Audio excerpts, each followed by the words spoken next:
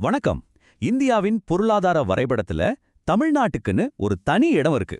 ஆனா இந்த மாபெரும் வெற்றிக்கு பின்னாடி ஒரு ரொம்பவே சிக்கலான கதையும் ஒளிஞ்சிருக்கு. வாங்க, இந்த பகுதியில தமிழ்நாட்டோட வளர்ச்சிக்கு காரணமான கொள்கைகள் என்ன, அதே சமயம் அதோட எதிர்காலத்தையே கேள்விக்குறியாக்குற நிதி சவால்கள் என்னன்னு கொஞ்சம் ஆழமா பார்க்கலாம். முதல்ல இந்த ஒரு நம்பர்லேருந்து ஆரம்பிக்கலாம். 16%. இது என்ன தெரியுமா?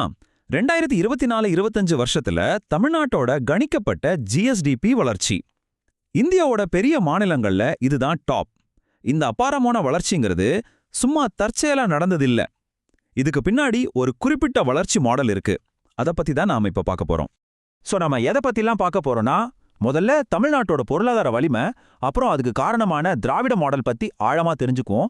அதுக்கப்புறம் இந்த மாடலை இன்னொரு மாடலோட ஒப்பிட்டு பார்த்து அது சந்திக்கிற நிதி நெருக்கடிகளை பத்தி பேசுவோம். கடைசியா இந்த பாலிசி எல்லாம் மக்களை எப்படி பாதிக்குதுன்னு மதுரை எய்ம்ஸ் கதையை வச்சு பார்த்துட்டு ஒரு பெரிய கேள்வியோட முடிக்கலாம். சரி, வாங்க முதல் பகுதிக்குள்ள போலாம்.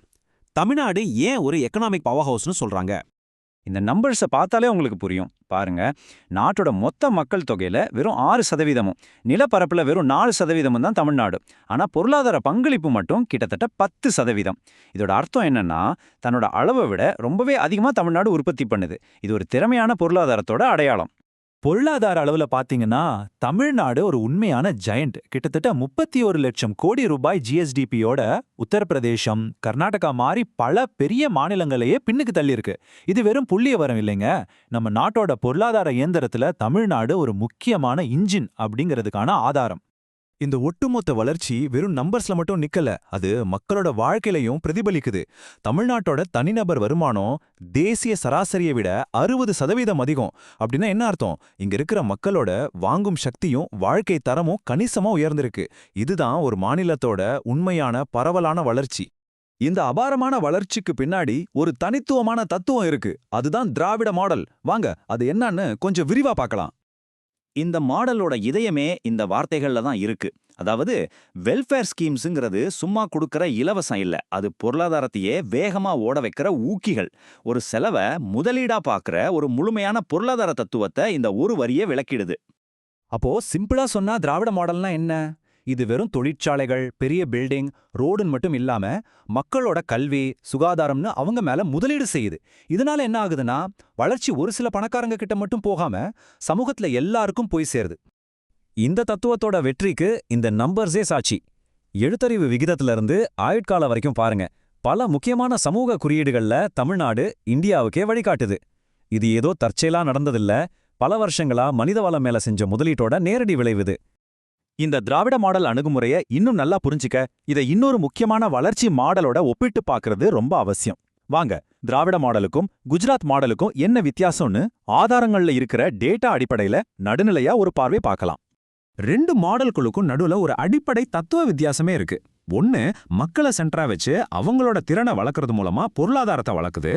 இன்னொன்னு பெரிய பெரிய இண்டஸ்ட்ரி, ரோடு, பாலம்னு கட்டி அதோட பலன் தானா எல்லாருக்கும் போய் சேரும்னு நம்புது.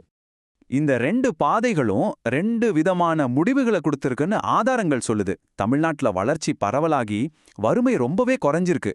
ஆனா குஜராத்ல பொருளாதார வளர்ச்சி அதிகமா இருந்தாலும் அதோட பலன்கள் ஒரு சின்ன குரூப் கிட்ட குவிஞ்சிருக்கிறதாவும் சமூக வளர்ச்சியில பின்தங்கி இருக்கிறதாவும் விமர்சனங்கள் இருக்கு. தமிழ்நாட்டோட வளர்ச்சி ஒரு பக்கம் பிரமாதமா இருந்தாலும் அதோட இன்ஜின்ல ஒரு பெரிய பிரச்சனை இருக்கு. அதுதான் மத்திய அரசு கூட இருக்கிற நிதி பகிர்வுல இருக்கிற ஏற்றத்தாழ்வு. இது எப்படி மாநிலத்தோட முன்னேற்றத்தை பாதிக்குதுன்னு இப்ப பார்க்கலாம். இந்த நம்பரை கொஞ்சம் நல்லா கவனிங்க. இது உண்மையிலேயே அதிர்ச்சியா இருக்கும். தமிழ்நாடு மத்திய அரசுக்கு வரியா கொடுக்கிற ஒவ்வொரு ₹1 திரும்ப வர்றது வெறும் 29 பைசா தான். ஆனா உத்தரப்பிரதேசம் மாதிரி மாநிலங்கள் அவங்க கொடுக்கிற ஒவ்வொரு ரூபாய்க்கும் ₹2 மேல திரும்ப பெறாங்க. இந்த பெரிய வித்தியாசம்தான் பிரச்சனையின் ஆணிவேர். இது வெறும் குற்றச்சாட்டு இல்ல, நிதி ஆயோக்கோட டேட்டாவே இதைத்தான் உறுதிப்படுத்துது. மத்த மாநிலங்கள் சராசரியா அவங்களோட ஜிஎஸ்டிபியில 10% மத்திய அரசு கிட்ட இருந்து நிதி உதவியா பெறும்போது தமிழ்நாட்டுக்கு கிடைக்கிறது வெறும் 3.3% தான். இந்த பெரிய நிதி இடைவெளி மாநிலத்தோட வளர்ச்சி திட்டங்களை நேரடியா பாதிக்குது. இந்த நிதி பற்றாக்குறையெல்லாம் வெறும் பேப்பர்ல இருக்கிற கணக்கு இல்லைங்க, இது நேரடியா மக்களோட வாழ்க்கைய பாதிக்குது. இதுக்கு மதுரை எய்ம்ஸ் மருத்துவமனையோட கதை ஒரு ரொம்பவே வேதனையான உதாரணம். இந்த டைம்ல என்ன பாருங்க, 2015 அறிவிக்கப்பட்ட ஒரு திட்டம் ஒரு தசாப்தம் தாண்டியும் இன்னும் முழுசா முடியல. இது வெறும் பில்டிங் கட்டுறதுல இருக்கிற தாமதம் இல்ல, லட்சக்கணக்கான மக்களுக்கு கிடைக்க வேண்டிய தரமான மருத்துவம் தள்ளி போயிட்டே இருக்கு. ஒவ்வொரு நாள் தாமதமும் மக்களோட சுகாதாரத்தை கேள்விக்குறியாக்குது. இந்த ஒப்பீட பார்க்கும்போது தான் நிலைமையோட தீவிரம் இன்னும் நல்லா புரியுது. மதுரையோட சேர்த்து அறிவிக்கப்பட்ட ஆந்திரா, உத்தரப்பிரதேசம், மேற்கு வங்கம் மாதிரி மாநிலங்கள்ல எய்ம்ஸ் மருத்துவமனைகள் இன்னைக்கு முழுசா வேலை செய்யுது. ஆனா நாட்டுக்கே அதிகமா வரி கட்டுற தமிழ்நாட்டுல இந்த முக்கியமான மருத்துவமனை இன்னமும் வெறும் செங்கலா நிக்குது. சரி, நாம இப்ப இந்த ஆய்வோட இறுதி கட்டத்துக்கு வந்துட்டோம்.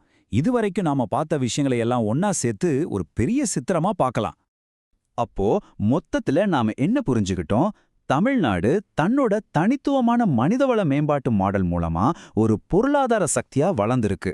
ஆனா அது நாட்டுக்கு கொடுக்கற பங்களிப்புக்கு ஏத்த மாதிரி மத்திய அரசுகிட்ட இருந்து நிதி ஆதரவை பெறல. இந்த முரண்பாடு தான் தமிழ்நாடோட வளர்ச்சி பயணத்துல இருக்கிற மிகப்பெரிய ஸ்பீட் பிரேக்கர். இது நம்மள ஒரு ரொம்பவே அடிப்படையான கேள்விக்கு கொண்டு வந்து நிறுத்துது. ஒரு நாடு வளரணும்னா நாட்டோட பொருளாதாரத்துக்கு இன்ஜினா இருக்கிற மாநிலங்களோட தேவைகளையும் அதே சமயம் பின்தங்கிய பகுதிகளோட வளர்ச்சியையும் எப்படி பேலன்ஸ் பண்றது? இது வெறும் தமிழ்நாட்டோட பிரச்சனை இல்ல, இது இந்தியாவோட கூட்டாட்சி தத்துவத்தோட எதிர்காலத்தையே தீர்மானிக்க போற ஒரு பெரிய சவால். இத பத்தி நீங்க என்ன நினைக்கிறீங்க?